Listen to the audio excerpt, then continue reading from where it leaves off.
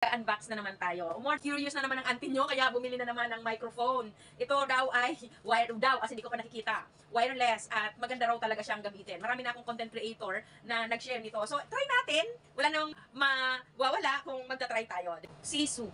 Di ko alam kung paano nila i-pronounce. Basta yan. Basahin nyo na lang. Comment nyo dyan sa ibaba kung paano siya i-pronounce. Ayan. Kasi hindi ko matandaan yung pronunciation nila. Ayan, na-open na! Yes! Ito na siya, isang maliit na lalagyan lang to. Ang nakalagay ay Sisu wireless microphone. Yung model na S16. Yan. Open natin ang plastic. Ang bilis din niyang dumating, guys. 3 days siguro yon. Yan. Open na! Open na! Pagpasensyahan nyo na kung pawis na pawis ako kasi ganun talaga ako kahit naka-aircon, mahina yung aircon ko. So, ito siya, ang laman. Yung nasa loob niya, ito.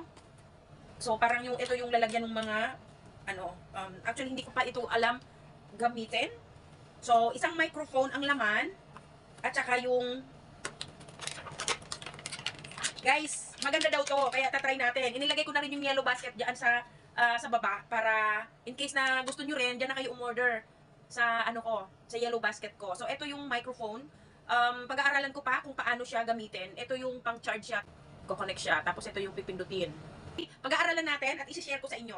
Hindi ko nga alam kung paano itong mga gamitin. Ang daming ganito, Tapos, meron pa,